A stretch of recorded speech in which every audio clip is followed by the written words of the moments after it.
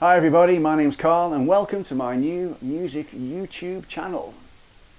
So personally for me, what I'm trying to achieve from doing these series of videos based around my instrumental projects are as follows. I think number one, I get to look at my tracks individually and relearn what I played, the solos, the chords, the riffs, maybe look at how I did what I did and maybe try and improve on that with the perspective of playing live at a later date.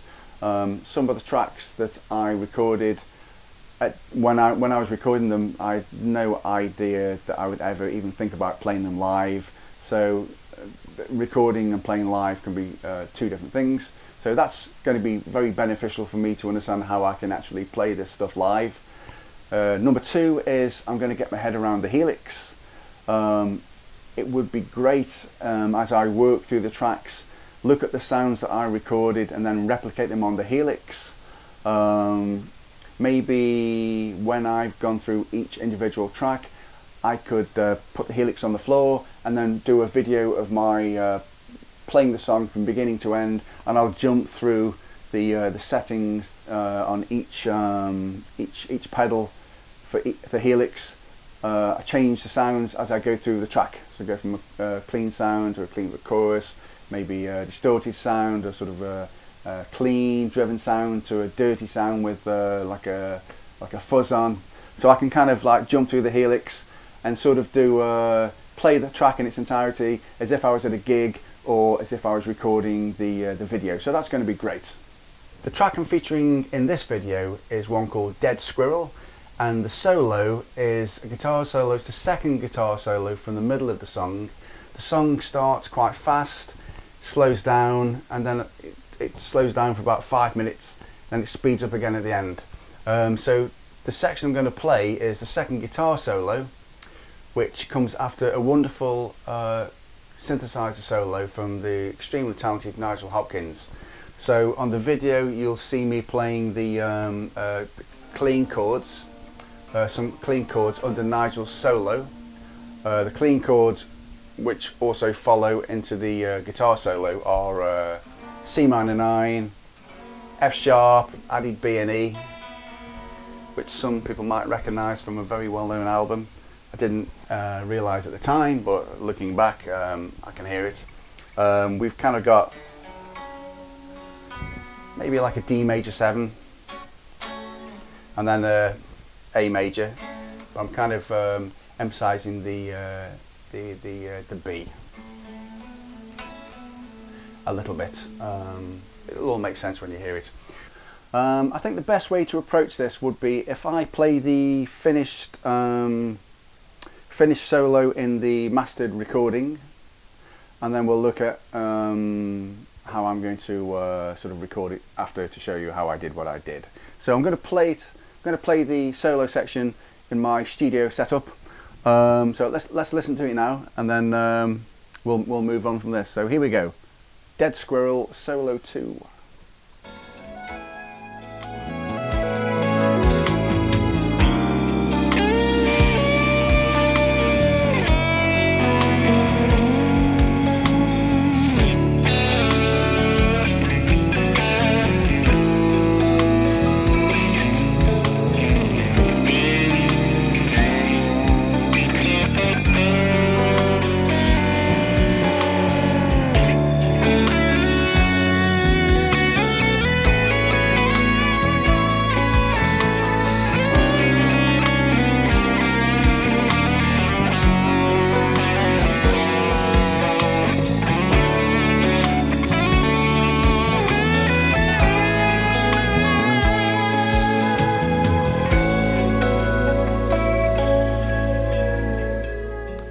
But there you go, it's fading out now. Let's just press stop.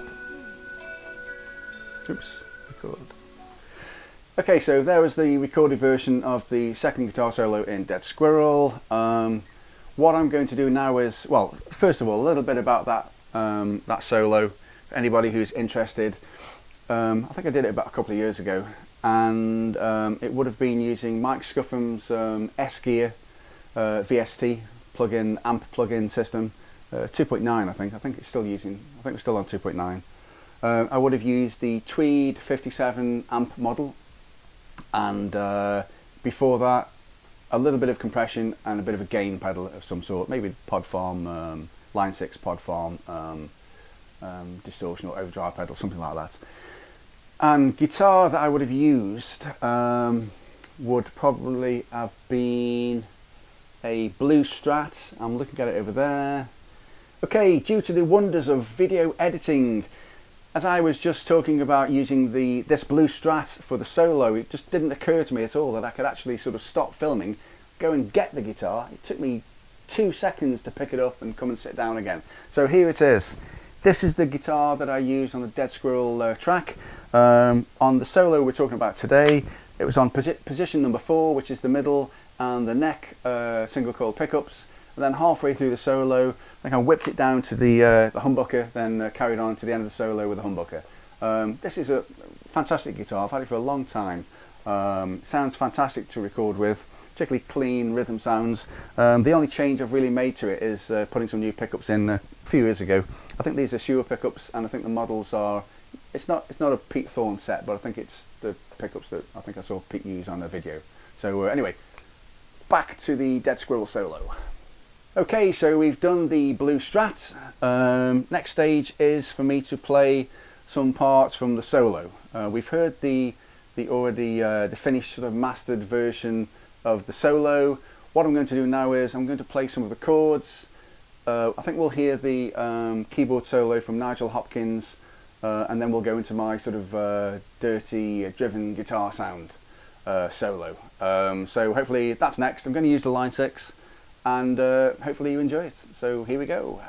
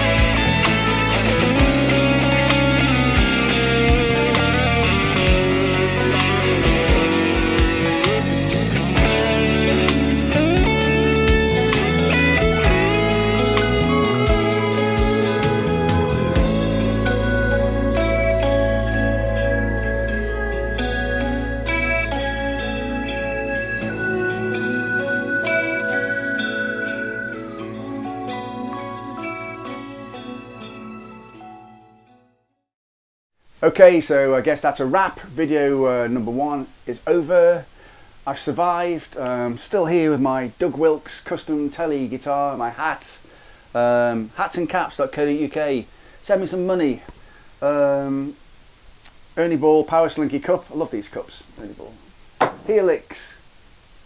Cubase 10.5. Carpet. Multiple guitars. Too many. Can't even play half of them. An organ, a VK7. It's been leaning against that wall for about 7 years, I think. I should sell it. But anyway, I've had fun doing this first video. Hope you guys have enjoyed it, and I hope that you can join me for video number 2, where I'm going to start looking at the music, and let's get serious. Okay, bye.